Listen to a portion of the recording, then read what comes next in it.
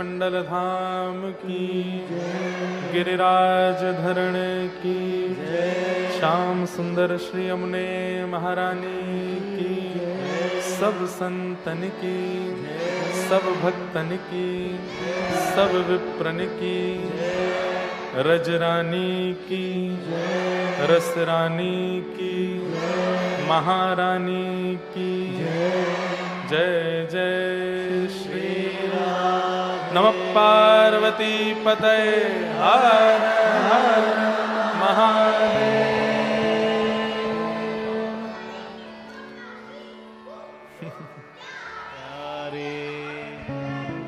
जय हो। कथा सुनवे वारे एडिलेड के श्रोताओं की, कथा के बाद केवल प्रसाद पावे आवे वाले श्रोतान की, कथा में आके सोवे वाले श्रोतान की, सबकी जय हो। परम मंगल में परात्पर अखिलेश्वर, अकारण करुणा वरुणालय, भक्त वांछा कल्पतरु, तड़िद्वित विनिंदित पीतांबरधारी श्री बालकृष्ण प्रभु की,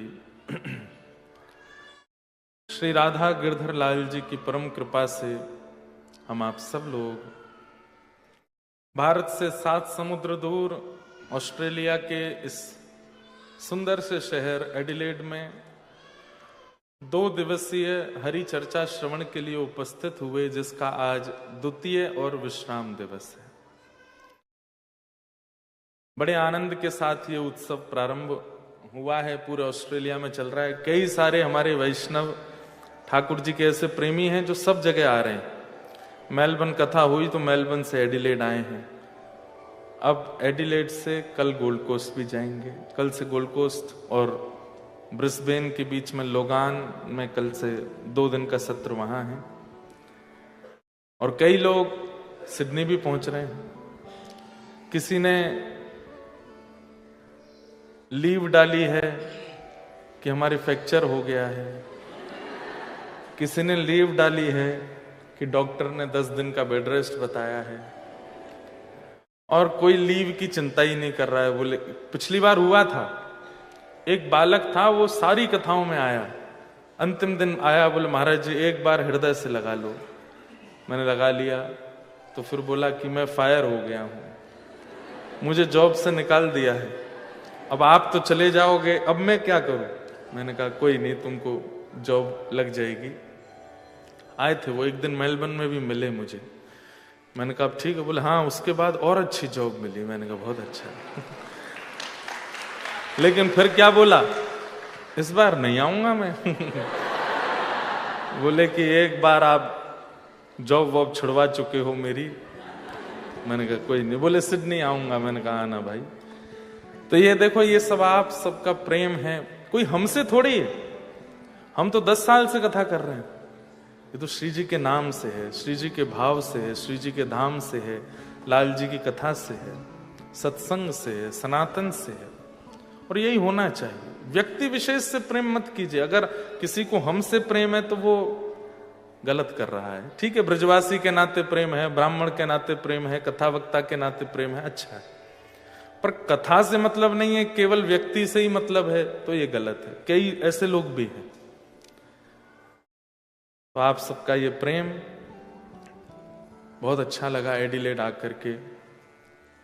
ज्यादा घूम तो हम नहीं पाए, लेकिन अभी तक जहां भी गए वहां में सबसे अच्छा मौसम यहीं का लगा हमको। क्यों मेलबर्न की ठंडी, मेलबर्न में तो ठंड रहती ही है। फिर उसके बाद चले गए होबार्ट, सुबह सुबह बढ़िया धूप निकल रही थी। मैंने सोचा नाश्ता मैं बाहर बैठ के ही करूंगा। बाहर जब बैठा तो नाश्ता तो ठंडा हो ही गया, मैं भी ठंडा पड़ गया। मैंने कहा धूप तो केवल जैसे मानो बहाना, नाटक हो रहा था कि धूप निकली है, लेकिन भीषण ठंडी। लेकिन यहाँ का मौसम अच्छा था, बढ़िया धूप, जैसे हमारे यहाँ नवंबर दिसंबर में होता है वैसी सर्दी थी, तो अच्छा लग रहा था। बाकी बहुत ज्यादा तो नहीं देख पाए, लेकिन थोड़ा बहुत देखने को मिला। विदेशों में एक बात है, सब एक जैसे ही लगते हैं। कोई अंतर नहीं है बहुत ज्यादा। बस कोई शहर बहुत बड़ा है, कोई छोटा है, कहीं की बिल्डिंग्स ज्यादा लंबी हैं, कहीं की छोटी हैं, बाकी इससे ज्यादा रोड एक जैसी, नियम जैसे, कानून एक जैसे, गलियां एक जैसी, पुलिस एक जैसी, लोग एक जैसे, सब एक जैसा है।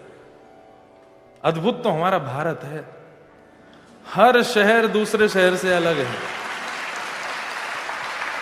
अहमदाबाद जैसा बड़ौदा नहीं है, बड़ौदा जैसा सूरत नहीं है, अहमदाबाद जैसा बंबई नहीं है, बंबई जैसा दिल्ली नहीं है, दिल्ली जैसा आगरा नहीं है, आगरा जैसा कलकत्ता नहीं है। सब जगह का भोजन अलग, सब जगह के लोग अलग, सब जगह की भाषा अलग, सब जगह के रोज नियम अलग, सब कुछ अलग है। और तो क्या कहें, सब जगह के भगवान भी अलग अलग है। एक ही कृष्ण है, लेकिन हमारे भारत में सब जगह उनका स्थान और उनकी लीला अद्भुत है। वही आप पश्चिम की ओर चले जाओ तो वहां पर द्वारिकानो नाथ मारो राजा रण छोड़ छे, एने मने माया लगाड़ी रे।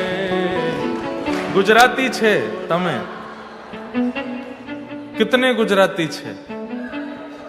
वाह।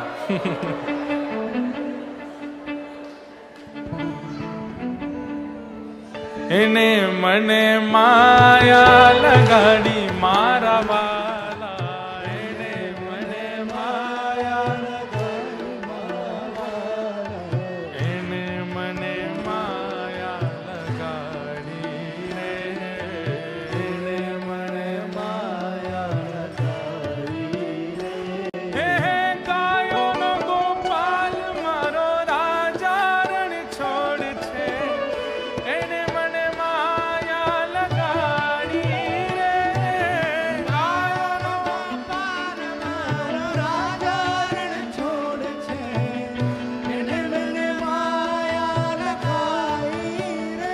नागर नंद जी ना लाल, नागर नंद जी ना लाल, रास रमनता मारी नथनी कुवाड़ी। नागर नंद जी ना लाल, नागर नंद जी ना लाल, रास रमनता मारी।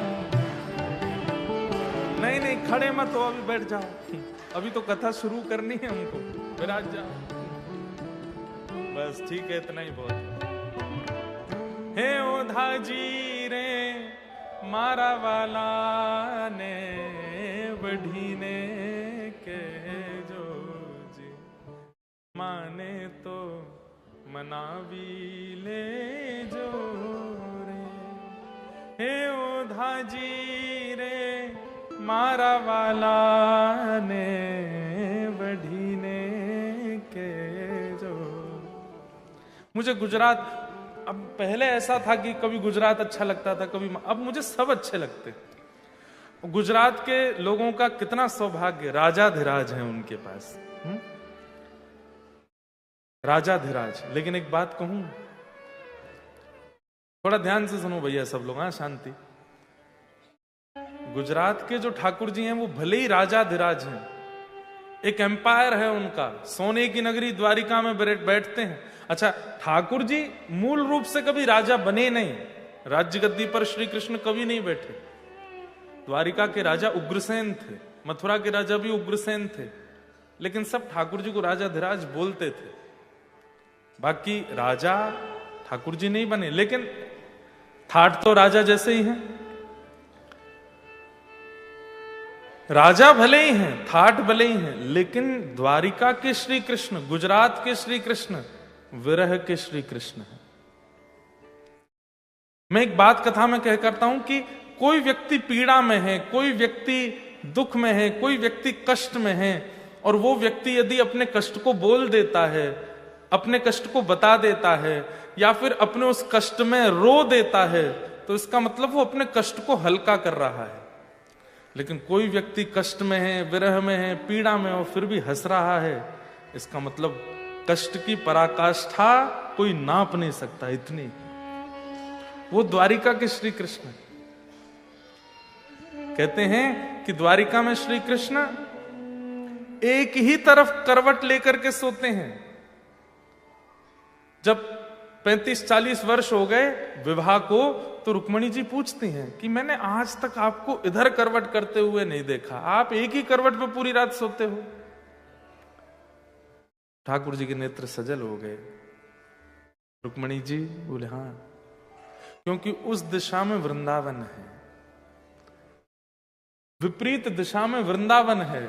मैं वहां की तरफ मुख करके सोऊंगा तो यशोदा जी, नंद बाबा, श्री किशोरी जी, मधुमंगल, श्री दामा, तन सुखा, मन सुखा, धन सुखा, यमुना जी, वृंदावन, भांडीर वन, वंशीवट, सब मेरे मन में आता है और मैं सो नहीं पाता। इसलिए मैं इस दिशा में कमर करके, पीठ करके सोता हूं कि मुझे वृंदावन की याद ना आए।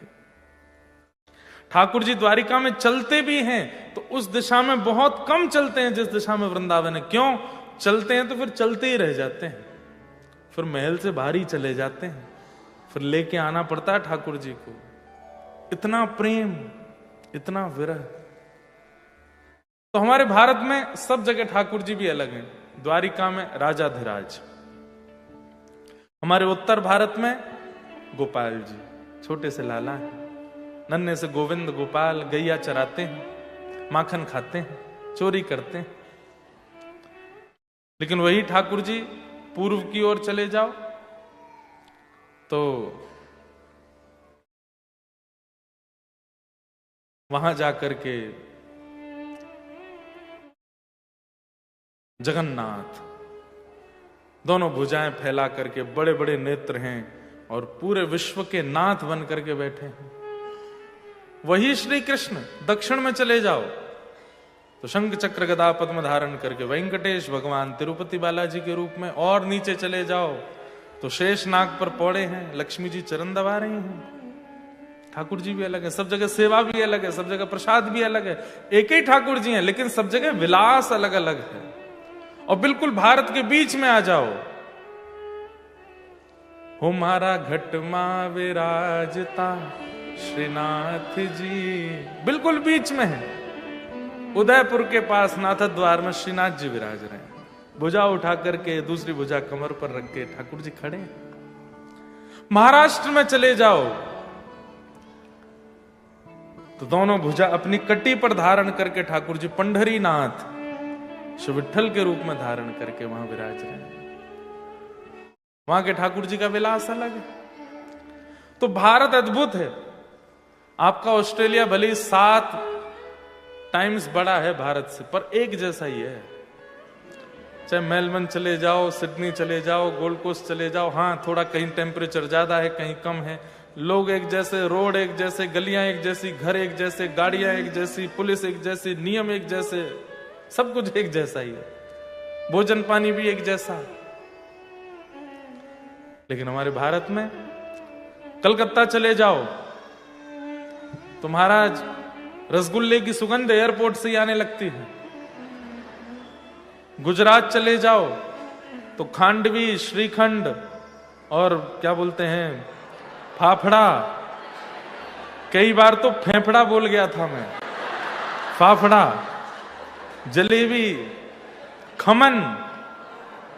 महाराष्ट्र चले जाओ पूरन पोली बन रही है, आहा आनंद आ जाता है। दक्षिण भारत चले जाओ तो पोंगल बन रहा है, दाल भात पा रहे हैं लोग, लेमन राइस पा रहे हैं।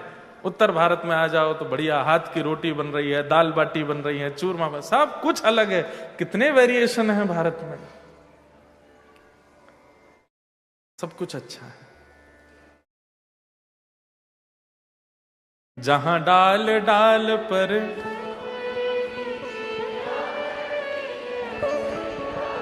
वो भारत देश है मेरा, वो भारत। अरे कल हमारे प्रधानमंत्री जी आए तो बहुत हवा चल गई है पूरे इंडिया की, ऑस्ट्रेलिया में सब जगह इंडिया ही इंडिया चल रहा है। लेकिन अच्छा, आपके इस देश से बहुत कुछ सीखना चाहिए, पर हमारे देश से सीख करके भी नहीं लागू हो पाएगा यहां पर कुछ भी। यहां की चीजें सीख के भारत में लागू हो जाएगी, पर भारत की चीज सीख के करके तो दिखाओ, यहां पे नहीं कर पाओगे। तो सब अद्भुत है। खूब आनंद आया एडिलेड में, भारतीय लोग इतने कम हैं, बहुत ज्यादा इंडियन कम्युनिटी नहीं है, लेकिन फिर भी आप इतनी संख्या में आए, अपने लिए ताली बजाओ, बहुत सुंदर है। अगली बार एडिलेड कन्वेंशन सेंटर में आएंगे और बड़ी जगह पर आएंगे, ताकि आप और संख्या में आकर के सुख लें।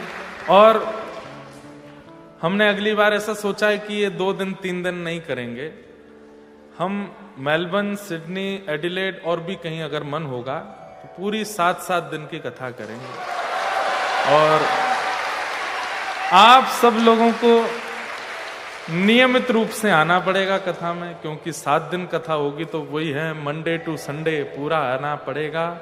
सब लोग आएंगे, फिर 2 दिन हम यहाँ घूमेंगे, फिर उसके बाद अगले शहर में जाएंगे। ऐसा पूरा क्रम बनाते हैं। वैसे तो कथाएं सब बुक हो गई, लेकिन फिर भी करेंगे कुछ ना कुछ।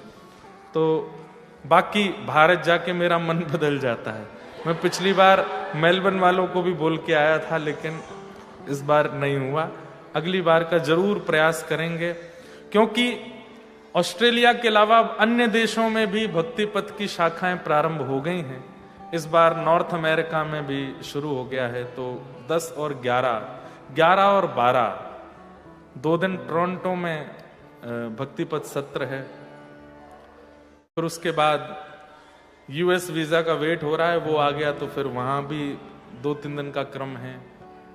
फिर लंदन में भी इस साल होना था, लेकिन वो डिले हो गया है। फिर दुबई में भी कथा है। तो अन्य देशों को भी टाइम देना पड़ता, भारत में तो व्यस्तता रहती है। तो जैसा बनेगा योग, अगली साल 2 से तो ज्यादा ही दिन रखेंगे, पर प्रयास करेंगे 7 दिन हो।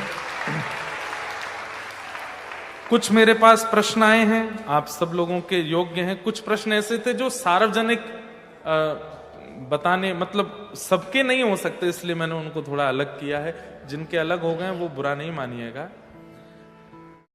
किसी का भाव है नेक्स्ट टाइम पर्थ भी आएंगे, पर्थ का भी बनाएंगे। किन्हीं का भाव है हमारे बच्चे आचरण में अच्छे हैं, खान पान और आदतें सब अच्छी हैं, जानवरों से प्रेम भी करते हैं और गाय सेवा में भी विश्वास है, परंतु वे मंदिर में बैठ के पूजा पाठ नहीं करते। हम घर में पूजा पाठ करते हैं तो हमारे साथ बैठते भी हैं और पार्टिसिपेट भी करते हैं, पर क्योंकि हम ऑस्ट्रेलिया में हैं तो हमें चिंता है कि उनकी रुचि पूजा और अर्चना में नहीं है। तो फिर अगली जनरेशन तो आध्यात्मिक और हमारी प्यारी राधा रानी और श्री ठाकुर जी से कैसे जुड़ेगी? क्या करें कि जिससे हमारी नेक्स्ट जनरेशन में आध्यात्म और धर्म से जुड़ाव रहे? एक बात सुनिएगा, हजारों बच्चे स्कूल जाते हैं, पर उनमें से कुछ बच्चे होते हैं जिनका पढ़ाई में मन लगता है। बाकी के बच्चों का, किसी का फिजिकल एक्टिविटीज में मन है, किसी का म्यूजिक में मन है, किसी का और चीजों में मन है। जरूरी नहीं है कि पढ़ने लिखने वाला बच्चा ही भविष्य में कुछ बन पाता है। कई बार जो कभी अच्छे ग्रेड्स नहीं ला पाया वो बच्चा भी भविष्य में चल करके अच्छा करता है। और रही बात पूजा पाठ की, आप पूजा पाठ को किस रूप में लेते हो? सुबह दिया जलाना, शाम को दिया जलाना, तो ये प्रैक्टिसेस हैं, ये पूजा पाठ नहीं है। पूजा पाठ ना हमारे भाव से इतना ज्यादा सिखाया जाता है, उनको ज्यादा आप परेशान मत होइए उनके भाव से। आपने जो बात बताई ये लक्षण भी हैं तो बहुत अच्छी बात है। वो खान पान नहीं करते, जानवरों से प्रेम करते हैं, बुरी आदतें नहीं हैं, अच्छा बोलते हैं, अच्छे रहते हैं, लेकिन बस थोड़ी रुचि कम है पूजा पाठ में। आपके चाहने से नहीं हो पाएगा, ये तो ठाकुर जी चाहेंगे, श्री जी चाहेंगे तभी होगा। और दूसरी बात, हमारे देश के जो युवा और पूरे विश्व के जो युवा है ना, युवावस्था में इनको ये संसार अपनी ओर खींचता है। इनको लगता है ऐसा खाना है, ऐसा पीना, ऐसा पहनना है, ये करके देखना है, ये करके देखना है। 35-40 तक करके हार जाएंगे तो लौट के फिर यहीं आना पड़ेगा। अभी भी कथा में वैसे तो यंगस्टर्स बहुत आने लगे अब, लेकिन पहले की कथाओं में अधिकतर आने वालों की संख्या 40 के ऊपर की होती थी। तो मैं सोचता था क्यों? क्योंकि 40 तक पूरी दुनिया देख के इनको समझ आ जाता है कि कुछ नहीं रखा है इस संसार में। सोचिए, इतनी बड़ी दुनिया और इतनी आकर्षण करने वाली वस्तु 35 साल तक ही अच्छी लगती है, पर 35 की उम्र से लेकर के और 90 तक श्री जी का नाम ही प्रिय लगता है।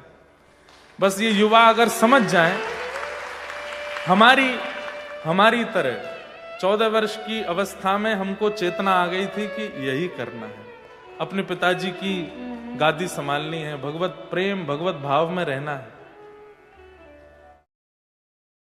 तो ये युवावस्था में चेतना जागना आपके चाहने से नहीं होगा, जबरदस्ती करना अपराध है। अभी मैंने मेलबर्न में 10 नामा अपराध बताए थे, 10 प्रकार के अपराध। उसमें से एक अपराध क्या है, किसी का मन नहीं है फिर भी हम जबरदस्ती उसको लेके जाते हैं, ठाकुर जी के पास जाओ, बैठो, नाम करो। अरे ठाकुर जी का नाम इतना सस्ता नहीं है कि आप बिना मन वाले को भी जबरदस्ती बैठाओ। जिसका मन है गरज पड़े तो करो, नहीं तो बिल्कुल मत करो। इसलिए जो बालक आचरण में अच्छे हैं अच्छी बात है, लेकिन उनका बहुत ज्यादा भाव ठाकुर जी में नहीं बन रहा तो कोई बात नहीं। आप अपने घर के माहौल में जो जैसे पति पत्नी खूब अच्छे कुछ नियम करते रहो, संत महात्मा आते हैं उनको घर बुलाते रहो, हमारे जैसे कथा वक्ता आते हैं, वैष्णव आते हैं उनको घर बुलाते रहो, धीरे धीरे इन चीजों से सीखेंगे। ऐसे ही संभव हो सकता है, इसके अलावा और कोई उपाय नहीं है। बाकी जिनके संतान नहीं हुई है उनको हम एक एडवाइस दे सकते हैं, संतान आएगी जीवन में। संतान का उचित निर्माण जन्म लेने के बाद हो ही नहीं सकता। संतान का उचित निर्माण होता है जन्म लेने से पहले, जब वो 9 महीने आपके गर्भ में रहता है। उस समय माता पिता की जो गतिविधि होती है, जैसी भावना होती है, जैसा अन्न होता है, जैसा व्यवहार होता है, जो सोच में आता है, जो विचारों में चलता है, उसी का प्रभाव पड़ता है उस बालक पर। 9 महीने बाद बालक का जन्म हो गया, अब आप उसको चाह रहे हो हनुमान चालीसा बोलो, मंदिर में चलो, 6-7 साल तक जाता है, पर उसके बाद फिर नहीं जाता। क्यों? उसके बाद माता पिता का व्यवहार एक्टिव होता है उसके अंदर। भक्त प्रहलाद, वे भक्त कैसे हो गए हिरण्यकश्यप के यहां? इसमें यही प्रमाण दिया गया कि जब उनकी माताजी कयाधु गर्भवती थी तब नारद जी नित्य कथा सुनाते थे उनको। उसी का प्रभाव हुआ कि हिरण्यकश्यप जैसे महापापी महाराक्षस के यहां पर प्रहलाद जी का जन्म हुआ। इसलिए जिनके बालक आ चुके हैं दुनिया में, अब उनको तो हम कुछ ज्यादा नहीं बता सकते, वो तो बस प्रयास ही करिए, कथा में लाओ, खूब सत्संग में लाओ, प्रयास करो। पर जिनकी संतान अभी नहीं आई है, ऐसे नव दंपति अगर यहां बैठे हैं और जब पता चले कि कोई मेहमान आने वाले हैं घर में, बेवजह की लड़ाइयां बंद कर दीजिएगा, बेवजह का घूमना फिरना बंद कर दीजिएगा, उल्टा सीधा खाना बंद कर दीजिएगा, उल्टा सीधा बोलना सोचना बंद कर दीजिएगा। नित्य कथा सुनना है, नित्य पॉजिटिव रहना है। और 5 कर्म बताए गए हैं, ध्यान से सुनना।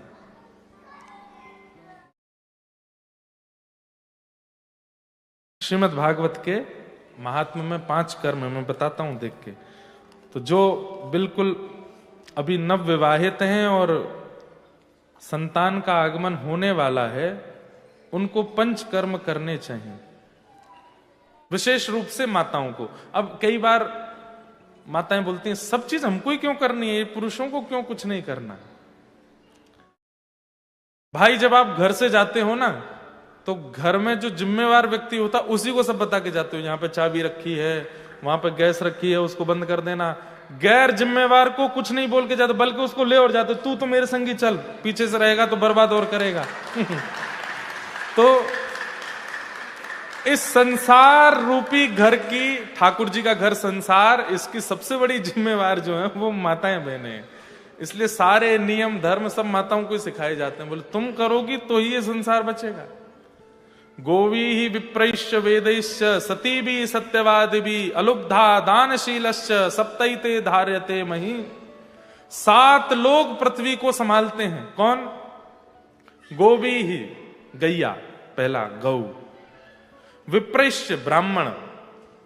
वेदैश्च, वेद पढ़ने वाले, वेद पढ़ाने वाले।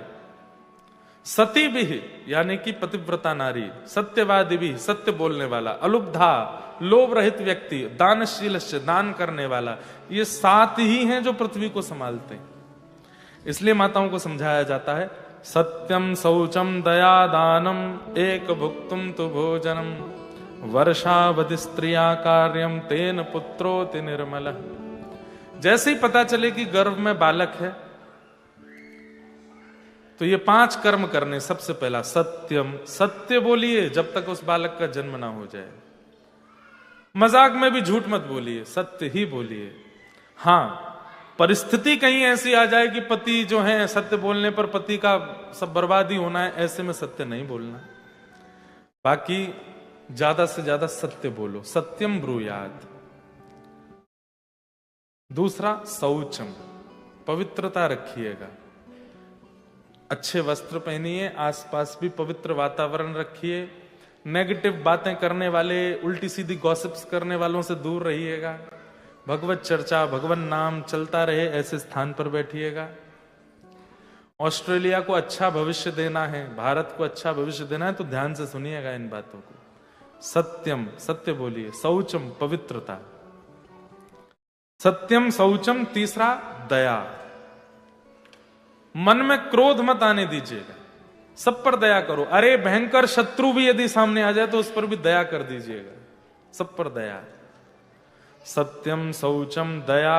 और चौथा दानम, जब तक बालक का जन्म ना हो रोज कुछ दान कीजिए, चाहे डॉलर दान कीजिए, चाहे वस्त्र दान कीजिए, अन्न दान कीजिए, कुछ भी दान कीजिए, रोज कुछ कुछ निकालते रहिए, दान करते रहिए जब तक उस बालक का जन्म ना हो। सत्यम शौचम दया दानम। और 5वां थोड़ा सा कठिन है, एक भुक्तुम तु भोजनम।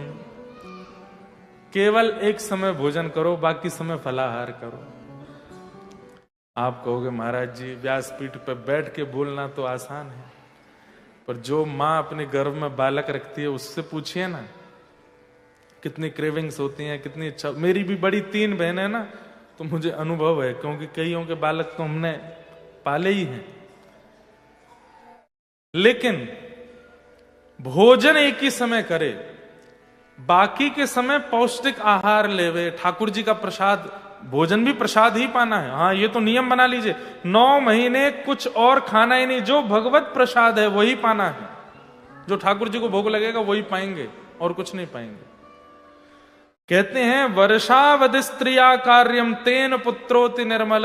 यदि 9 महीने, वैसे तो वर्ष लिखा है, 1 वर्ष तक, यानी कि बालक के गर्भ में आने के बाद, जन्म लेने के बाद भी 1 वर्ष जब तक पूरा ना हो जाए तब तक इन नियमों का पालन यदि माता करे तो उसका बालक साधारण नहीं होगा। उसके बालक की बुद्धि, उसके बालक का मन, उसके बालक की योग्यताएं सामान्य नहीं होंगी। तेन पुत्रोति निर्मल। हम लोग गलत सीखते हैं कि पेरेंटिंग जन्म लेने के बाद होती है। नहीं, पेरेंटिंग तब होती है जब वो गर्भ में होता है। आपकी नाभि से जुड़ा है, आपकी मन बुद्धि सबसे वो जुड़ा हुआ है। आपके विचार, आपकी बुद्धि, आपकी बोली, आपकी सोच, आपकी बातें, वो सभी उसका निर्माण करती हैं। केवल शरीर नहीं बनता मां के गर्भ में, मन, स्वभाव, विकार, विचार सब बनते हैं। इसलिए उसका ध्यान रखिए। तो जनरेशन जो आई नहीं है उसको सुधारने का तरीका तो है, पर जो आ गई है उसके लिए तो ये प्रयास करो, क्योंकि जबरदस्ती से भी काम बनने वाला तो नहीं। फिर किसी का प्रश्न है कि मोक्ष और भगवत प्राप्ति में अंतर क्या है। ध्यान से सुनना। मोक्ष मतलब मृत्यु के बाद भगवान का दर्शन, भगवत प्राप्ति मतलब जीते जी भगवान का दर्शन। ये दोनों अंतर है। हमें दोनों चाहिए। जीते जी ठाकुर जी का अनुभव करना है। क्यों? मीराबाई ने जीते जी पाया, सूरदास ने जीते जी पाया, गोस्वामी तुलसीदास ने जीते जी पाया, सक्कूबाई ने जीते जी पाया, नामदेव, ज्ञानेश्वर माउली, जो नाम बोलिए, रामदास बोढ़ाना, गुजरात के, बड़ोदरा के, सबने जीते जी पाया। तो हम मृत्यु की प्रतीक्षा क्यों कर रहे हैं? जीते जी पाना ये भगवत प्राप्ति है। भक्ति करते करते रिश्ते दूर होने लगते हैं, क्या करें? और अभी वो सब अकेलापन में बदल जाते हैं, तब हम क्या करें? भाई देखो, ठाकुर जी कैसे हैं? वरहा पीडम नटवर वपु कर्णयो कर्णकारम बिभ्रदवासः कनक कपिसं वैजयन्तीं च मालां रन्ध्रान् वेणोऽधर सुधया पूरयन् गोपवृन्दैः वृंदारण्यम स्वपदरमणम प्राविशद गीत कीर्ति। बहुत ध्यान से सुनिए सब लोग, इधर देखो। ये बहुत भजन भक्ति करने वालों के इतने रिश्ते कम क्यों हो जाते हैं? फ्रेंड सर्कल इतना कम क्यों पड़ जाता है? अच्छा, इस संसार की एक दुर्भाग्यपूर्ण बात बताऊं। सब लोग इधर देखो, ध्यान से सुनो। आप जितने कामी, जितने विषयी, जितने उपद्रवी, जितने संसार के भौतिकवाद में पड़े, उतने संबंध आपके ज्यादा। और आप 8 बजे सो जाते हैं, 4 बजे उठ जाते हैं, प्याज लहसुन नहीं खाते, मांस मदिरा का सेवन नहीं करते, पार्टीज में नहीं जाते, उल्टे सीधे काम नहीं करते, गॉसिप्स में मन नहीं लगाते, तो आपके उतने रिश्ते कम क्यों? जिसके यहां किराए पर रहते हैं उसके यहां के नियम पालन करोगे तो ही वो आपको अपने किराए पर रहने देगा। कलयुग में हम लोग किराएदार, किराए के रूप में रहते हैं। और कलयुग के नियम क्या है? गलत खाओ, गलत पियो, गलत करो, छल करो, कपट करो, ईर्ष्या करो, द्वेष करो। और जब हम उन पालनों को नहीं करते तो किराएदार हमसे नाराज ही रहता है। कलयुग हमसे नाराज ही रहता। तुम ये सब तो करते नहीं, नाम गाते हो, अरे टाउन हॉल में जाके भी कथा सुन रहे हो, जहां मेलोडीज गाई जाती हैं, सिम्फनी होती है, जहां पे सब बड़े बड़े कार्यक्रम, वैसे तुम वहां पे भी कथा कर आए। बताता हूं तुमको। तो कलयुग नाराज होकर के संबंध तोड़वाता है। बाकी दूसरा रूप क्या है, दूसरी बात क्या है कि हमारे ठाकुर जी को ना बहुत स्पेस चाहिए होती है आने के लिए। क्यों? मुकुट टेढ़ा, बरहा पीड़म, इतना बड़ा तो मुकुट पहनते हैं सिर पर, और वो भी सीधे रहें तो सीधा रहे ना, ऐसे। तो यहां तक की स्पेस चाहिए। फिर उसके बाद में हाथ भी पूरे यहां से कोहनी उठा लेते हैं, इधर से भी ऐसे बंशी बजाते हैं, तो इतनी स्पेस चाहिए। फिर उसके बाद कमर को लेफ्ट हैंड साइड थोड़ा सा ऐसा कर लेते हैं, और फिर उसके बाद पैर वैर भी ऐसे कर लेते हैं। तो इतनी स्पेस घेरने के लिए जगह चाहिए ना।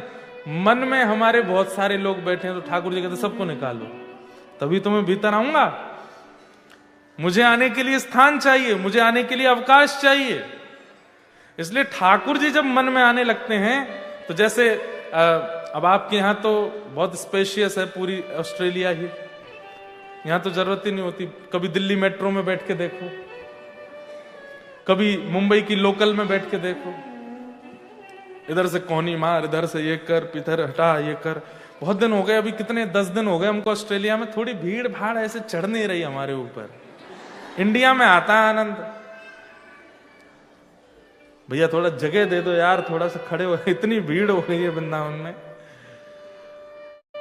ठाकुर जी को स्थान चाहिए, इसलिए हृदय से सबको निकाल देते हैं। और जब पूरा स्पेशियस हो जाता है हृदय, तब आते हैं श्याम सुंदर, और फिर आके ऐसे अड़के खड़े होते हैं कि फिर निकल ही नहीं पाते। अच्छा, सीधी वस्तु आवे तो आएगी, निकल भी जाएगी, लेकिन टेढ़ी मेढ़ी वस्तु आवे तो पहले आएगी बड़ी मुश्किल से, और आ गई तो फिर जाएगी नहीं। हमारे ब्रज वृंदावन की एक लीला सुनाते हैं कि एक गोपी आंख बंद करके बैठी थी। नारद जी महाराज आकर के बोले, हैं वृंदावन में कौन तपस्या कर रहा है? अरे वृंदावन प्रेम की भूमि में आंख बंद करके चित्त में किसको धारण कर रही हो गोपी? तो गोपी कहती है, ये वृंदावन है नारद जी, यहां आंख बंद करके किसी को धारण नहीं किया जाता। तो आंख बंद करके चित्त में अड़े हुए श्याम सुंदर से निवेदन कर रही हूं कि निकल जाओ। बहुत देर हो गई है बैठे बैठे, ना काम कर पा रही हूं, ना भोजन बना पा रही हूं, ना पति की सुन पा रही हूं, ना सास की सुन पा रही हूं। चित्त से थोड़ी देर के लिए निकल जाओ ताकि घर के काम कर लूं मैं। वृंदावन उल्टा है, वहां नेत्र बंद करके ध्यान नहीं किया जाता, ध्यान करके चित्त से ठाकुर जी को निकाला जाता है। मीराबाई कहती है, माई मेरे श्याम लग्यो संग डोले, माई मेरे श्याम लग्यो संग। समझ में आया? मीराबाई कह रही हैं कि श्याम सुंदर संग ही डोलते रहते, डोलते मतलब घूमते रहते हैं। जित जाऊं उत ठाड़ो ही पावे, जित जाऊं ठाड़ो ही पावे, और बिना बुलाए बोले, बिना बुलाए बोले, श्याम लगो संग डोले, माई मेरे श्याम लगो संग डोले, माई मेरे श्याम लगो संग, हे माई मेरे श्याम लगो संग डोले, माई मेरे श्याम लगो संग डोले। जहां जाऊं वहीं ठाड़े मिल जाएं, संगी चले मेरे। वृंदावन की रसरीति तो ऐसी है कि श्याम सुंदर एक क्षण के लिए भी चित्त छोड़ करके नहीं जाते, सदा चित्त में बसे रहते हैं। और क्या कह रही हैं? किसी ने कहा कि अरे मीरा, तेरे सामने जब श्याम सुंदर आते हैं तू आंख बंद कर लिया कर, तेरे सामने जब कृष्ण आते हैं तू आंख बंद कर लिया कर, घूंघट कर लिया कर, मुंह फेर के चली जाया कर। तो भाई सा कहती हैं, कहा करूं लोभी मेरे नैना, कहा करूं लोभी मेरे नैना। अरे ऐसे सुंदर श्याम सुंदर जिसके सन्मुख आ जाएं, भले ही हमको बहुत परेशान करते हैं, बहुत दुखी करते हैं, लेकिन क्या करूं, ये नेत्र उनको देखे बिना रहते भी तो नहीं है। कहा करूं लोभी मेरे नैना, कहा करूं लोभी मेरे नैना। हंस हंस घूंघट खोले, हंस हंस घूंघट खोले, श्याम लगो संग डोले, माई मेरे श्याम लगो संग डोले, माई मेरे श्याम लगो संग। तो अगर भक्ति मार्ग में आओगे तो ये चित्त की क्लीनिंग तो चलती रहेगी। धीरे धीरे धीरे धीरे धीरे अकेले हो जाओगे, सब छोड़ देंगे आपको, कोई नहीं रहेगा साथ में, वही रहेगा जो हरि का है। बाकी संसारी लोग चले जाएंगे। अगर उनकी चिंता हो रही है कि क्यों जा रहे हैं, तो फिर ठाकुर जी को छोड़ो, तो उनके संगी ही रहो, क्योंकि ठाकुर जी आएंगे तो मार्जन करेंगे, सबको भगाएंगे चित्त से, कोई अपना फिर प्रिय नहीं लगेगा। एक हितरवंश महाप्रभु की शिष्य प्रणाली में भोरी सखी, भोरी सखी जी का एक पद है, सो दुख दी जो ही माही, सो दुख दी जो ही माही, बस्ती छोड़ एकांत बिठाओ, बातन सो घबराही, बस्ती छोड़ एकांत बैठावो, बातन सो घबराई, बिन पद कंज छटा दृग देखे, कोई सुहावत नाही, बिन पद कंज छटा देखे, को सुहावत नाही, भोरी ऐसे दुख बिन प्यारी, भोरी ऐसे दुख बिन प्यारी, जीवन व्यर्थ गवाही, ऐसो दुख दी जो ऐसो दुख दी जो ठाकुर जी जब जीवन में आएंगे तो बस्ती छोड़ एकांत बिठाओ, बातन सो घबराए। अकेले रहने का मन होगा और भीड़ अच्छी नहीं लगेगी। भीड़ वही अच्छी लगेगी जो हरि नाम करने वाली होगी। इसलिए आपका जो ये प्रश्न है कि भक्ति करते करते रिश्ते दूर होने लग रहे हैं, मित्र दूर हो रहे हैं, क्या करें? भाई सा कहती हैं, भाई छोड़िया बंधु छोड़िया छोड़िया जग सो, भाई छोड़िया बंधु छोड़िया छोड़ा जग सोई। साधुअन संग बैठ बैठ, साधुअन संग बैठ बैठ, साधुअन संग बैठ बैठ, साधुअन संग बैठ बैठ, लोक लाज खोई रे मेरे तो गिरधर गोपाल, मेरे तो गिरधर गोपाल। दूसरों न कोई, दूसरों न कोई, मेरे तो गिरधर गोपाल, दूसरों न कोई, दूसरों न कोई। तो रिश्ते तो छूटेंगे, और इससे अगर डर लग रहा है तो कम कम भजन किया करो, कथाएं भी कम ही सुना करो, क्योंकि इस मार्ग में आने के बाद अकेले रह जाओगे, संसार की दृष्टि में अकेले रह जाओगे। वैसे तो ठाकुर जी चकाचक आनंद करा देंगे, वैसे कोई कष्ट नहीं रहेगा।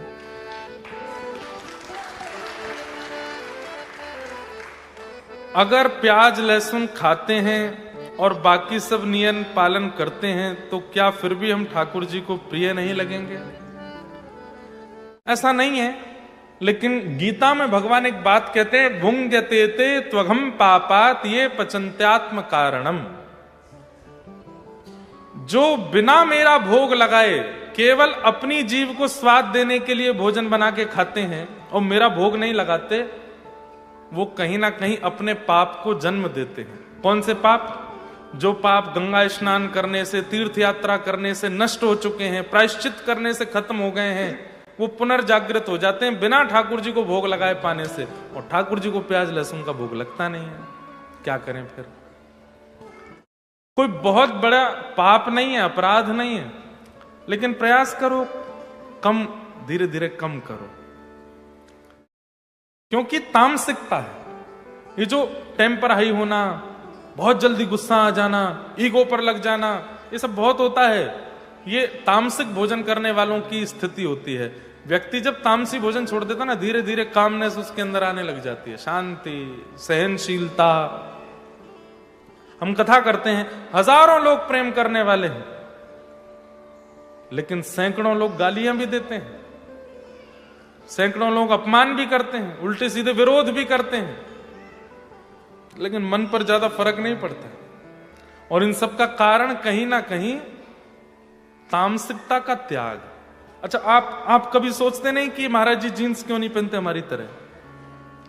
ये धोती बगलबंदी ही क्यों पहनते हैं? ये तिलक रोज क्यों लगाते हैं? शिखा क्यों रखते हैं?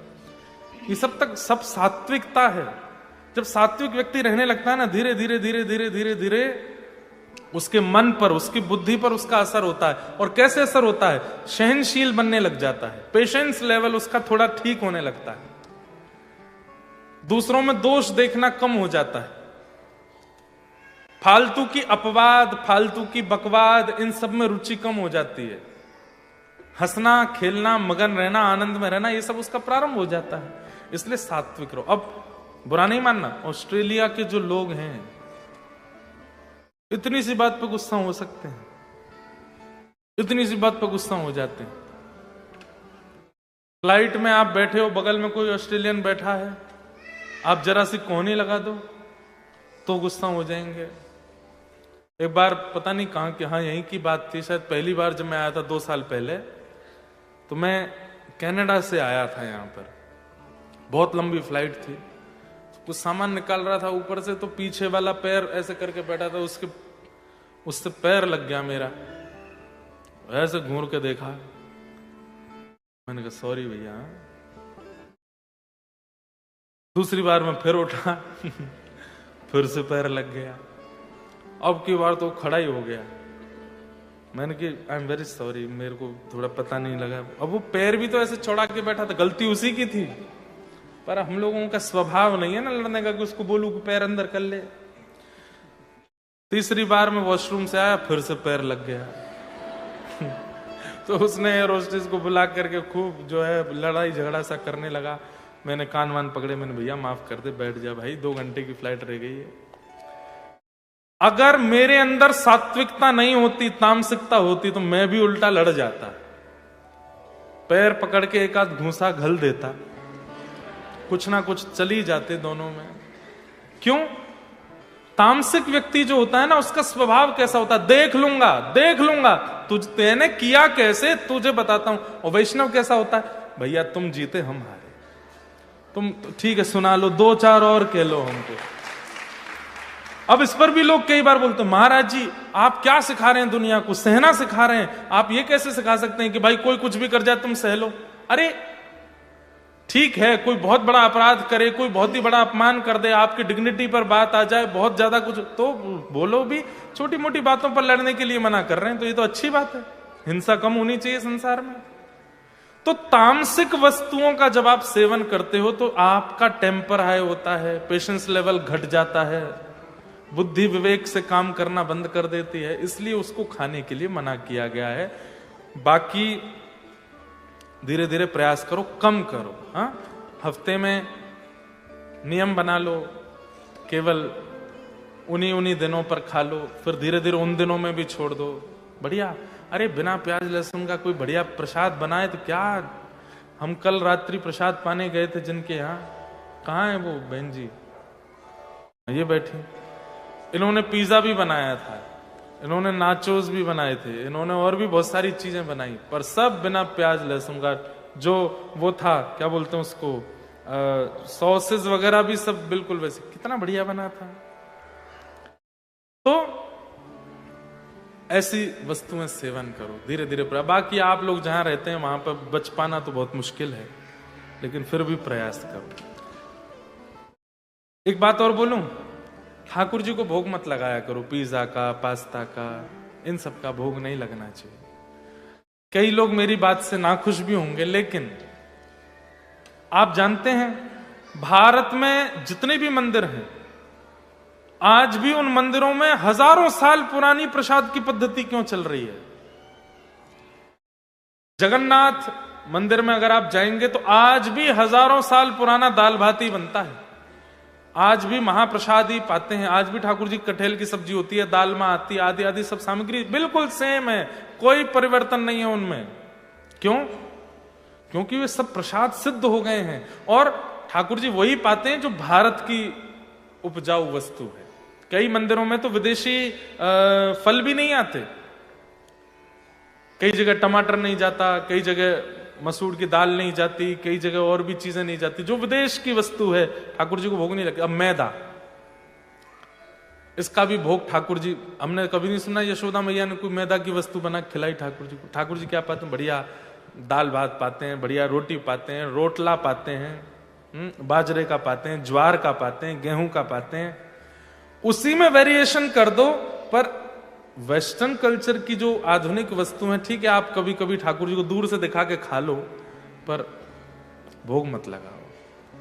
मैं एक बार कथा में कह रहा था, मैं ठाकुर जी को पिज्जा का भोग लगता होगा, तो ऐसा कहते हैं कि पर्दा करते ही ठाकुर जी के पास श्री जी आती हैं, अष्ट सखा आते हैं, अष्ट सखी आती हैं, सब आके पूछते हैं जय जय आज क्या बनाया हो आपके भक्त ने। ठाकुर जी कहते होंगे पिज्जा बनाया भाई। मधुमंगल कहते हो हैं जे काबला भैया कैसे खानो या को, बोले उठा ले। मधुमंगल उठा तो होगा, फिर चीज लंबी खिंचती होगी, अरे लाला जे काने कर रहा या मैं ते, अरे श्रीदामा ए लंबी से कछु ने करे है, तोड़ दे बीच में, दे रस्सी खींची चली जा रही है।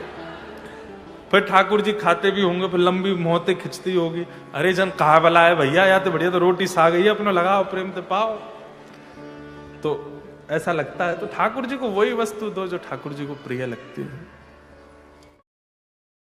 आपने कल अपनी कथा में कहा था कि आत्मा को ईर्ष्या होती है। अब देखो, ये मैंने कल की कथा दोबारा सुनना, मैंने पहले कहा आत्मा को, फिर मैंने कहा चित्त को। मैंने तुरंत करेक्ट भी किया, थोड़ी सी जीभ फिसल गई थी हमारी।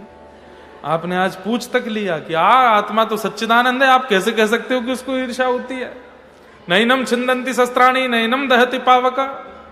आत्मा ना कभी जलती है, ना कभी मरती है, ना कभी भीगती है, ना कभी ईर्ष्या, ना, तो आपने कैसे कह दिया कि उसको ईर्ष्या होती है? आई एम वेरी सॉरी, आत्मा को नहीं होती है, चित्त को होती है।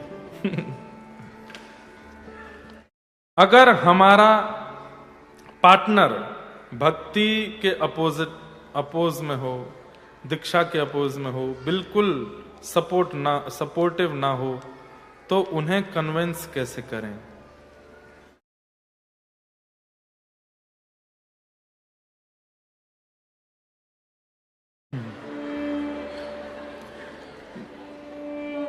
मेरा पार्टनर अपोजिट नहीं है, तो मैं कैसे बताऊं?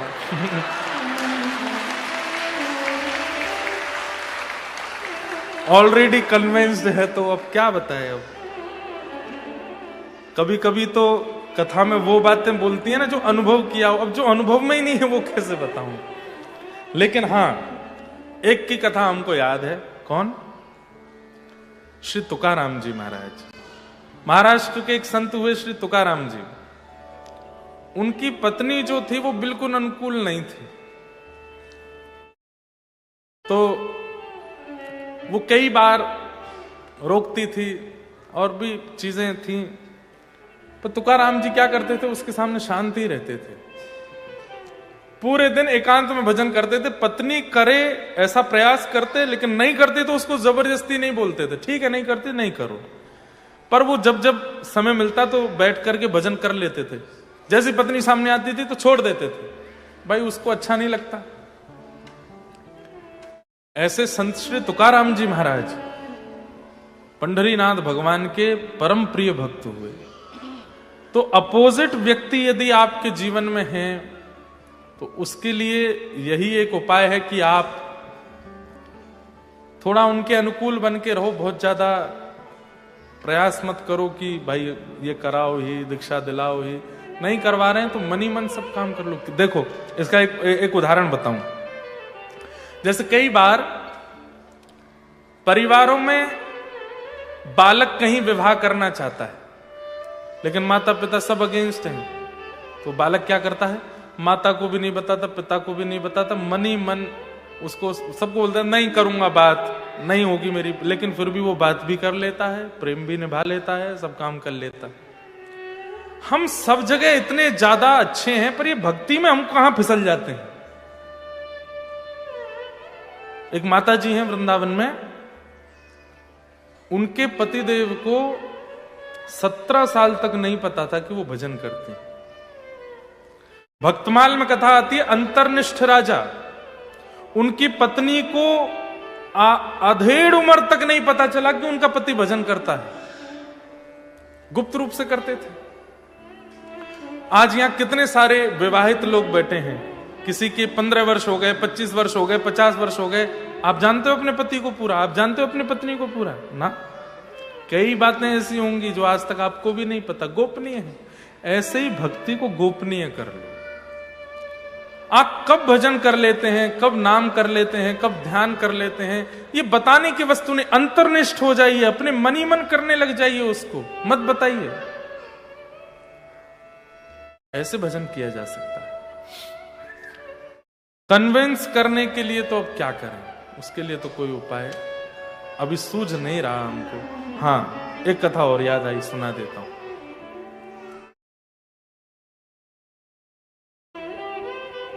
इसको खोलने का कोई पर्पस है, बार बार ये थोड़ा बंद रहता है तो हमको आवाज कम आती। एक ना भक्त थे, उनका नाम था अंगद जी महाराज। पत्नी से बहुत प्यार करते थे। पत्नी उनकी साधिका थी, कथा में जाती थी, कथा सुनती थी, भजन करती थी, लेकिन अंगद जी नहीं करते थे।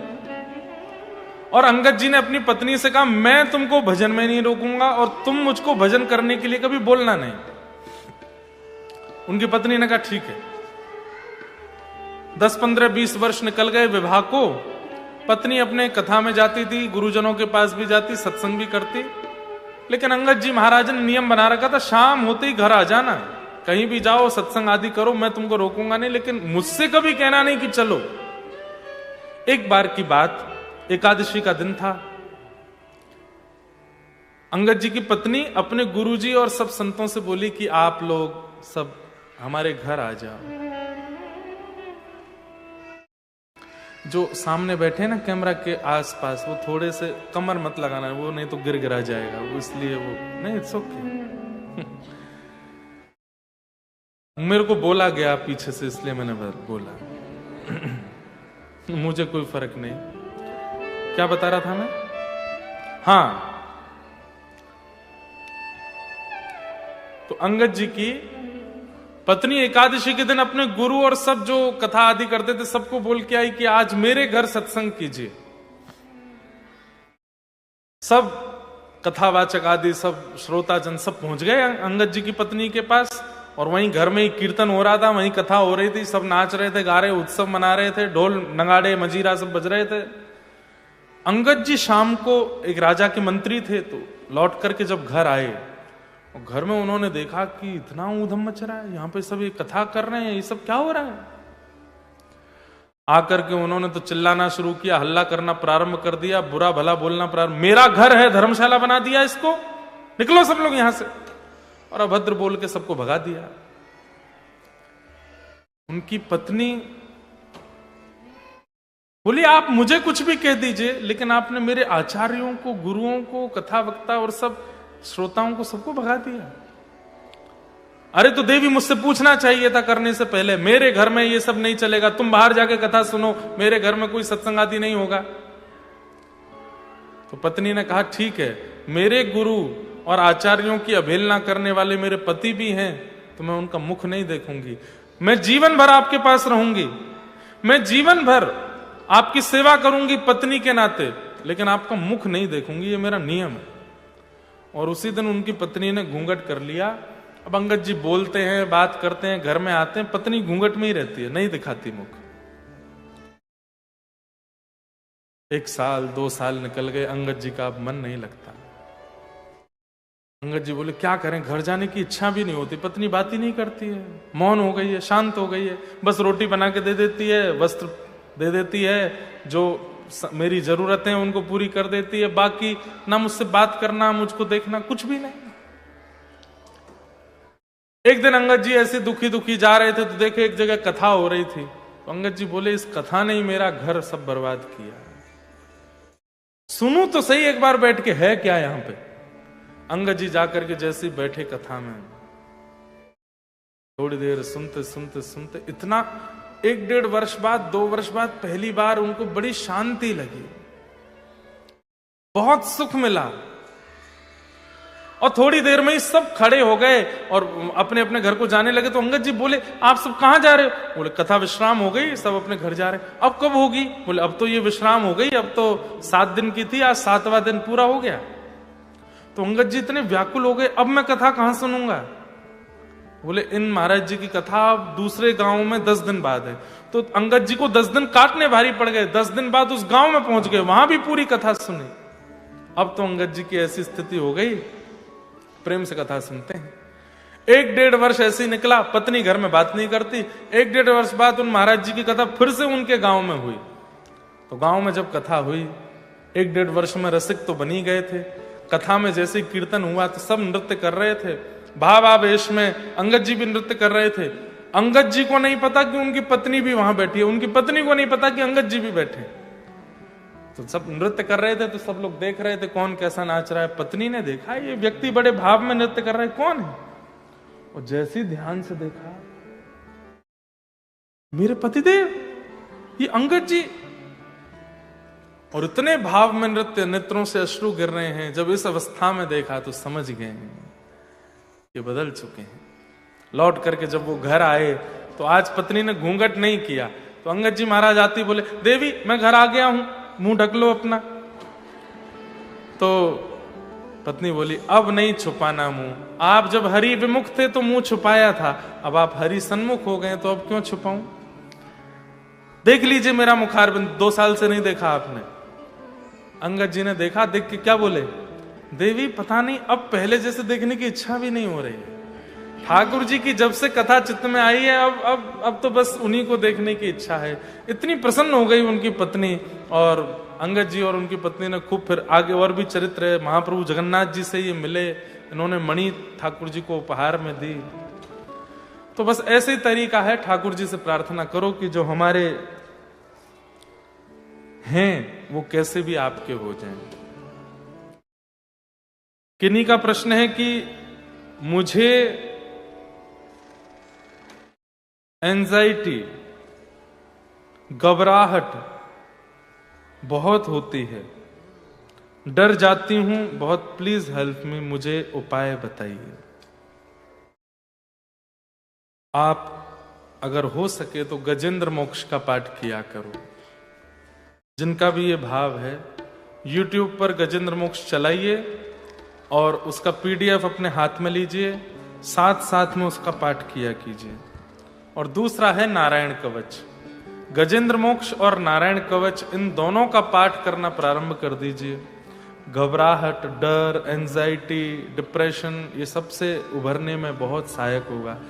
और तीसरा, चलते फिरते, उठते बैठते, खाते पीते, जॉब पर, कहीं भी कृष्ण कृष्ण कृष्ण कृष्ण कृष्ण कृष्ण बोलते रहा करो।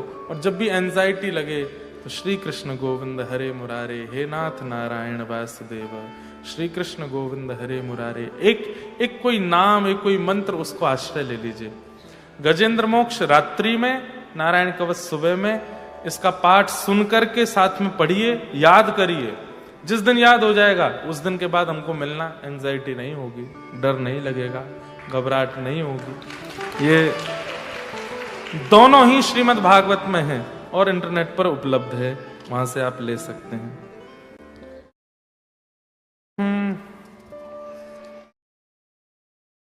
बहुत सारे प्रश्न हो गए आज।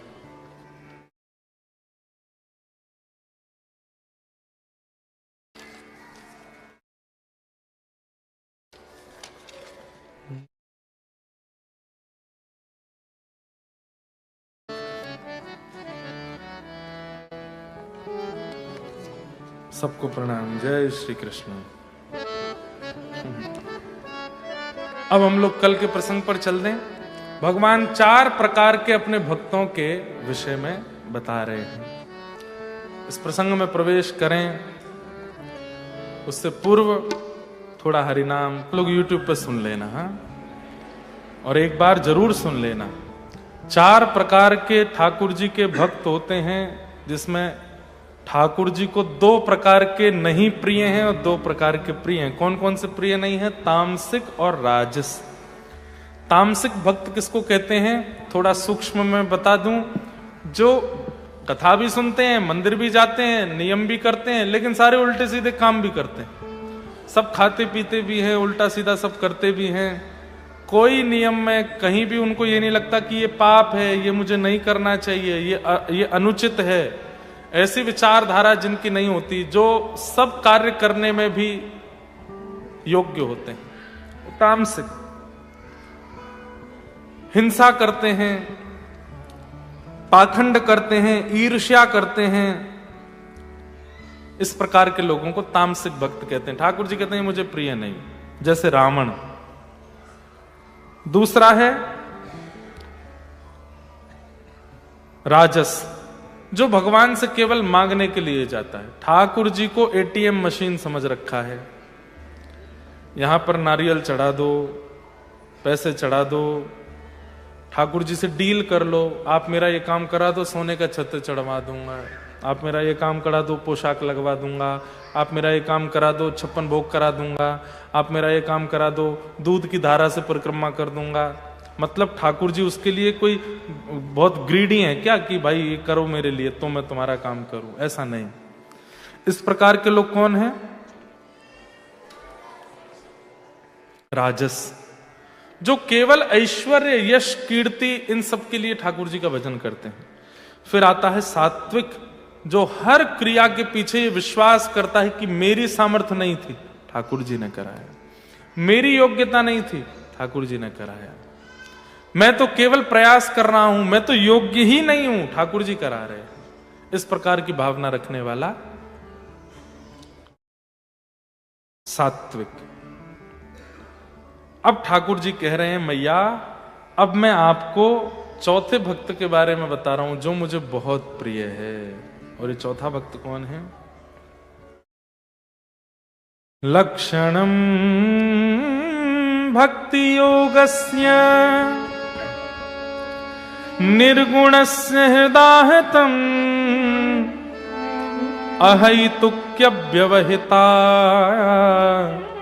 या भक्ति पुरुषोत्तम। ये चौथे प्रकार के भक्त कैसे होते हैं?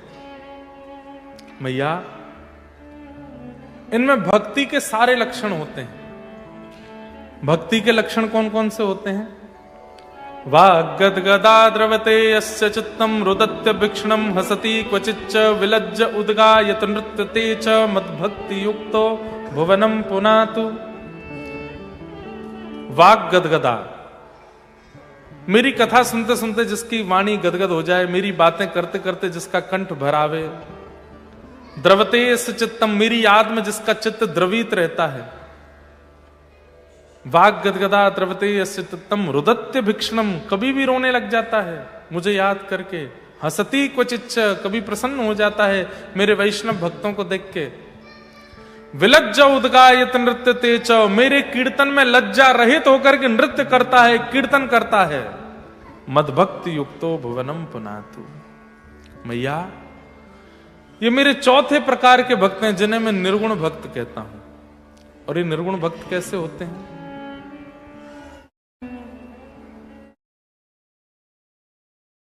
मन ना रहे 10-20, मन ना रहे 10-20, एक हतो सो गयो श्याम संग, गयो श्याम संग, को राधे कोई मन ना रहे 10-20। गोपियां व्रज की कह रही हैं। निर्गुण भक्त का लक्षण क्या है? एक मन काम में लगा लिया, एक मन घर में लगा लिया, एक मन बेटे में लगा लिया, एक मन पत्नी में लगा लिया, एक मन बच्चों में लगा लिया, एक मन पैसे में लगा लिया और एक मन वृंदावन में भी लगा लिया। गोपियां कहती हैं 10-20 मन है क्या हमारे पास? एक ही है और वो एक में ही लगता है। गोपियां उद्धव जी से कह रही हैं एक ही था हमारे पास, एक हतो सो गयो श्याम संग, वो भी श्याम सुंदर ले गए अपने साथ। अब इस मन को कहीं और कैसे लगाएं? जब श्री कृष्ण वृंदावन छोड़ के चले गए तब उद्धव जी समझाने गए थे गोपियों को, और गोपियों से जाके बोले आप लोग जिनकी याद में रोती हैं वो परमात्मा हैं, और परमात्मा किसी एक का नहीं होता, परमात्मा विश्व का होता है, परमात्मा जगत का होता है। वे अपने कार्य को आधारित करने के लिए आगे गए हैं, आप कृपा कर अपना मन कहीं और लगा लीजिए। गोपियां बोली 10-20 मन है ना हमारे पास, एक ही है,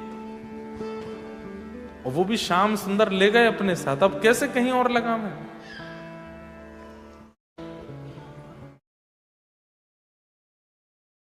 हे उद्धव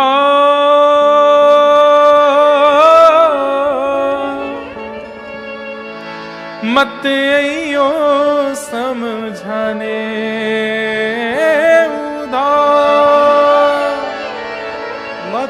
मत आइयो समझाने, जाके कांटा लगे सो ही जाके कांटा लगे सोई जाने। ये निर्गुण भक्त कैसा होता है? कृष्ण मन, कृष्ण तन, कृष्ण ही हमारो धन। मैं हूं, ये इनकी भावना ही नहीं रहती। कृष्ण ही है सब। जीना कृष्ण के लिए, खाना कृष्ण के लिए, रहना कृष्ण के लिए, सर्वस्व श्री कृष्ण है मेरा, मैं उन्हीं के जीवन में हूं। जैसे भक्तिमती मीराबाई। जितने भी भक्तों के चरित्र आप सुनते हैं वे सब निर्गुण भक्त हैं, क्योंकि उनके जीवन का और कोई उद्देश्य नहीं है, वो ठाकुर जी के लिए ही जीते हैं। ऐसे निर्गुण भक्त भगवान कहते हैं ये मुझे बहुत प्रिय हैं, जिनका जन्म ही केवल मेरे लिए हुआ है, मुझे भजने के लिए, मेरे स्मरण के लिए। वो इतना प्रेम करते हैं तो मैं भी उनसे उतना ही प्रेम करता हूं, पग पग पर उनके साथ रहता हूं।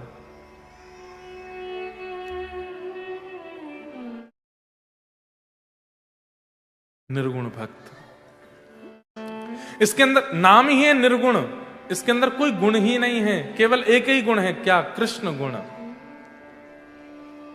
चलत कृष्ण, उठत कृष्ण, बिठत कृष्ण, बोलत कृष्ण, कृष्ण कृष्ण कृष्ण, सब जगह कृष्ण है। कृष्ण मन कृष्ण धन, कृष्ण ही हमारो धन, आठों याम ऊधो हमें, कृष्ण ही सो काम है। ये निर्गुण भक्ति की परिभाषा है। वह उस वस्तु को स्वीकार नहीं करेगा, वह उस जगह को स्वीकार नहीं करेगा, वो उस भाव को स्वीकार नहीं करेगा, वो उस व्यक्ति को स्वीकार नहीं करेगा जो कृष्ण विहीन है। सब जगह कृष्ण चाहिए बस। भगवान कहते हैं ये निर्गुण भक्त कैसे होते हैं? बोले मुझसे कुछ नहीं मांगते, और कभी कभी इनकी मृत्यु के बाद में मुक्ति भी देता हूं तो ये मुक्ति भी नहीं मांगते, इनको मुक्ति भी नहीं चाहिए। सालोक्य शास्त्र सामिप्य सारूप्य एकत्यमुप्युत, दीयमानम न गृह्णन्ति बिना मत सेवनम जना। ठाकुर जी कह रहे हैं मैं अपनी 5 प्रकार की मुक्ति भी इनको देता हूं, इनको वो भी नहीं चाहिए। कितनी प्रकार की मुक्ति होती है? 5। कौन कौन सी मुक्ति होती है? ध्यान से सुनो। पहली मुक्ति का नाम है सालोक्य, मतलब व्यक्ति भजन करता है और जब अपने प्राण त्याग देता है तो उसको उस लोक की प्राप्ति होती है जहां ठाकुर जी निवास करते हैं। उसको कई लोग वैकुंठ कहते हैं, कई लोग उसको गोलोक धाम कहते हैं, कई लोग उसको साकेत कहते हैं। राम उपासकों के लिए साकेत धाम, कृष्ण उपासकों के लिए गोलोक धाम, नारायण उपासकों के लिए वैकुंठ धाम। लोक की प्राप्ति हो जाती है। कभी कभी चलते फिरते ठाकुर जी दिख जाते हैं, ये सालोक्य मुक्ति है, वो लोक मिल जाता है जहां ठाकुर जी रहते हैं। दूसरी मुक्ति का नाम क्या है? शाष्टी। शाष्टी मुक्ति का मतलब है लोक भी मिलता है और लोक में थोड़ी सी सेवा भी मिल जाती है। जैसे ठाकुर जी घूमने जाएंगे तो ठाकुर जी के साथ रहने की सेवा मिल जाएगी, ठाकुर जी की पीतांबरी आदि सिलने की सेवा मिल जाएगी, भोजन बनाना आता तो प्रसाद बनाने की सेवा, परोसने की सेवा मिल जाएगी, ठाकुर जी का श्रृंगार करने की सेवा मिल जाएगी। ये शाष्टी मुक्ति है, लोक भी मिलता है और वहां कुछ सेवा भी मिल जाती है। तीसरी मुक्ति कौन सी है? सामिप्य। सामिप्य का मतलब क्या है? अब शास्त्रीय मुक्ति मिली है, वो पूरे दिन इंतजार करेगा, भोजन की सेवा है तो जब भोजन का समय होगा तभी मिलेगा ठाकुर जी से। लेकिन सामिप्य व्यक्ति कैसा है? ये ठाकुर जी के संग ही रहता है। ठाकुर जी जहां जाते हैं इसका हाथ पकड़ के चलते हैं, इसके बातें करते हैं, इसी के संग खेलते हैं, कूदते हैं, आनंद करते हैं, सो भी जाते हैं इसके पास। सामिप्य, सालोक्य, शास्त्रीय, सामिप्य, और चौथी है सारूप्य। ठाकुर जी जैसा रूप मिल जाता है, ठाकुर जी जैसे शंख चक्र गदा पद्म मिल जाते हैं, ठाकुर जी जैसे रूप हो जाता है। फिर ठाकुर जी कभी कभी श्रृंगार कर देते हैं, अपने जैसा बना देते हैं। कभी कभी कहीं जाना है तो ठाकुर जी उसी को भेज देते, जाओ तुम चले जाओ मेरी जगह। सारूप्य, ठाकुर जी जैसा रूप। और अंतिम मुक्ति है एकत्वम, दो नहीं रहते, मुक्ति मिली और फिर ठाकुर जी में ही विलीन हो गए। आपका कोई अस्तित्व ही नहीं है, ठाकुर जी ही है। ये 4 प्रकार की मुक्ति हैं। लेकिन ठाकुर जी कहते हैं निर्गुण भक्त कैसा है, दीयमानम न ग्रहणंती, इन 5 मुक्तियों को भी वो स्वीकार नहीं करता, नहीं चाहिए मुझे। तो क्या मांगता है, एहो विधि ना तो पे अचरा पसार मांगू, एहो विधि ना तो पे अचरा पसार मांगू। क्या, जन्म जन्म दीजो याही ब्रज बसिबो। हे मैया, ये निर्गुण भक्त कैसा होता है, ये मुक्ति की कामना नहीं करता, ये 5 प्रकार की मुक्तियों को छोड़ देता है। और मुझसे क्या कहता है, बोले कि हे नाथ कुछ देना ही चाहते हो तो एक ही वरदान दे लो। बोले क्या, व्रज में मेरा जन्म हो जाए, वृंदावन मुझको मिल जाए, और कुछ नहीं चाहिए मुझे, मुक्ति नहीं चाहिए मुझे, वृंदावन चाहिए। और वृंदावन में भी क्या मांगता है, अहीर की जाति। आप कहोगे महाराज जी ऐसा कैसे हो सकता है, कोई ठाकुर जी का इतना बड़ा सामीप्य प्राप्त करने के बाद में फिर विरह रूपी वृंदावन क्यों मांगेगा। मांगा है, किसने मांगा, उद्धव जी ने मांगा। जब उद्धव जी वृंदावन गए थे, मुझे उद्धव प्रसंग कहना नहीं है, बहुत विरह हो जाता है, लेकिन थोड़ा सा स्पर्श करूं। उद्धव जी जब वृंदावन गए थे तो भगवान से बोल के गए थे, क्या, चुटकियों में ब्रजवासियों को समझा के शाम तक वापस आ जाऊंगा मैं। भगवान बोले कब तक आओगे, बोले शाम तक। अच्छा, सरल भाषा का प्रयोग करना। मेरे ब्रजवासी बड़े भोले हैं, अनपढ़ गंवार जैसे हैं, पढ़े लिखे नहीं हैं, ज्यादा वेद वेदांतों की बातें मत करना। तुम बृहस्पति के शिष्य हो, संस्कृति बोलते हो, धारा प्रवाह। उद्धव जी बोले आप चिंता मत करो, मैं बृहस्पति का शिष्य हूं, मेरी बात पत्थर की लकीर हो, मैं जो बोल दूं सामने वाले को मानना ही पड़ता है, ब्रजवासियों को समझा के आ जाऊंगा मैं। 6 महीने बीत गए उद्धव जी को वृंदावन में। हमारे वृंदावन में कहते हैं ज्ञान बजाई डुमडुमी, प्रेम बजायो ढोल। उद्धव जी की ज्ञान की डुमडुमी बज गई और व्रजवासियों के प्रेम का ढोल बज गया। ढोल के आगे डुमडुमी की आवाज आती है?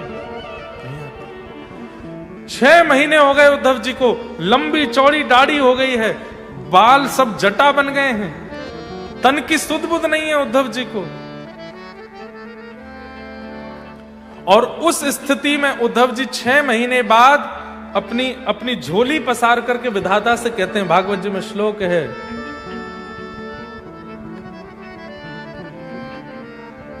आशाम हो चरण रेणुज शाम हम शाम वृंदावने किमपि गुलमलतौषधीना। हे विधाता,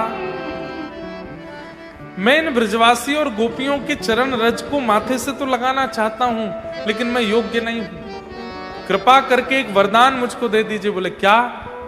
मेरा पुनर्जन्म हो और मैं अगले जन्म में मानव बन के ना आऊं तो व्रजमंडल की एक पौधा बन करके आऊं और यहां पौधा बन करके रहूं, जब जब हवा चले तो इन ब्रजवासियों की रज अपने आप आकर के मुझको सना दिया करे, ऐसी कृपा मुझ पर कर दीजिए नाथ, मुझे इस व्रज का एक पौधा बनना है।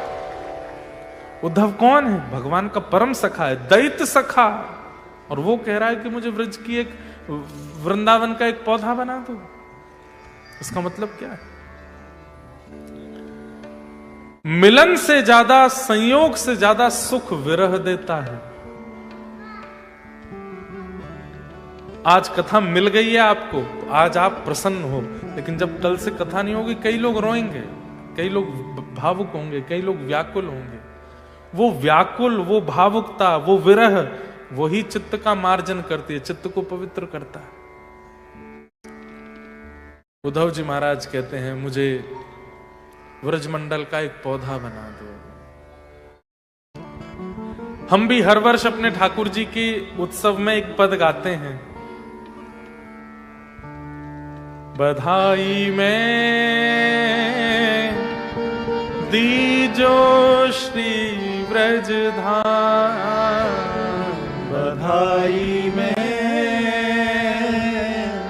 दीजो श्री ब्रज धाम। बन उपवन और मोर बानर में, बन उपवन और मोर बानर में, कहीं लिख ली जो मेरो नाम।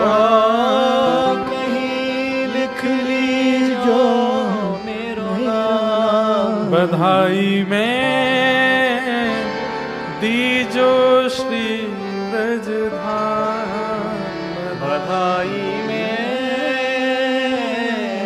दीजो श्री ब्रज। ठाकुर जी कह रहे हैं मैया ये निर्गुण भक्त कैसे, इनको मुक्ति भी नहीं चाहिए, इनको वैकुंठ भी नहीं चाहिए, इनको स्वर्ग भी नहीं चाहिए, तो इनको मैं भी नहीं चाहिए, तो क्या चाहिए? बोले केवल मेरी याद चाहिए इनको, और मेरी याद में केवल तड़पना चाहते हैं, रोना चाहते हैं, विरह में रहना चाहते हैं, बस मुझे याद करना ही इनका सर्वधन होता है। ये निर्गुण भक्त है। मैया कहते हैं ये आपको कैसे लगते हैं? तब ठाकुर जी कहते हैं अनुब्रजाम में हम नित्यम पूये ये तन्य रेणु भी। बोले जैसे गैया के पीछे पीछे बछड़ा चलता है, ऐसे निर्गुण भक्त मेरे पीछे नहीं चलता, इसके पीछे पीछे मैं चलता हूं। ये जहां जाता है मैं इसके संगी रहता हूं, एक क्षण के लिए भी इसका त्याग नहीं करता। मां ये मुझे अतिशय प्रिय है, ये मुझे प्राणों से भी ज्यादा प्रिय है। ऐसे निर्गुण भक्त। कल हम प्रसंग सुन रहे थे, व्रजमंडल में एक रसिक हुए, बंगाल से आए थे, इंदु भूषण वसु। नंदगांव गए, वृंदावन गए, ठाकुर जी नहीं मिले, तो फिर स्वप्न आदेश हुआ कि उत्तर की ओर जाओ। उत्तर में क्या है? बरसाना। और बरसाना में जाकर के जब श्री जी के द्वार पर पहुंचे तो द्वार पर ही एक छोटी सी लाली प्रसाद लेके खड़ी, पीछे पड़ गई। बाबा तेने बहुत दिना तक छुपाया ना, पाले। बात मान के जब पा लिया, भीतर जाके देखा तो उसी पोशाक में किशोरी जी, और थाल देख करके पुजारी जी बोले ये तो श्री जी को थाल है, तो पे कैसे आए हो? तो उन्होंने कहा कि लाली आई थी बाहर, ऐसी पोशाक थी, समझ गए कि किशोरी जी थी। बरसाना के साकरी खोर क्षेत्र में जाकर के वो बाबा रहने लगे। वहीं रह करके हाँ राधा, हाँ राधा, हाँ राधा कह करके जब रुदन करने लगे, देखते हैं कभी कोई ब्रजवासी प्रसाद लेकर के आ जाता है, कभी कोई महात्मा प्रसाद लेके आ जाता है, कभी छोटे छोटे बालक प्रसाद लेकर के आ जाते हैं।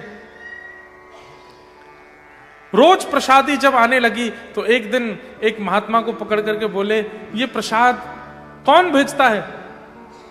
तो महात्मा बोले रोज श्री जी स्वप्न में आज्ञा करती हैं अलग अलग लोगों को कि मेरा एक प्रिय वहां बैठो है, वहां को जाके प्रसाद दे आओ, उसको प्रसाद दे दो। तब इंदु भूषण जी इतनी जोर से रोए, बोले हे श्यामाजू मैं भूख नहीं हूं, मुझे रोटी की इच्छा नहीं है, मुझे प्रसाद की इच्छा नहीं है। आपको मेरे पेट की चिंता पता चल रही है, लेकिन मेरे मन की चिंता क्यों पता नहीं चल रही है? मैं रोटी सब्जी दाल चावल खाने के लिए बंगाल छोड़ के नहीं आया हूं ब्रज में, मैं आपको पाने के लिए आया हूं, मैं श्याम सुंदर को दर्शन करने के लिए आया हूं। कृपा करो हे स्वामी जी, दर्शन दो। राधे राधे करुणामयी कृष्ण प्यारी, मेरी सुध ली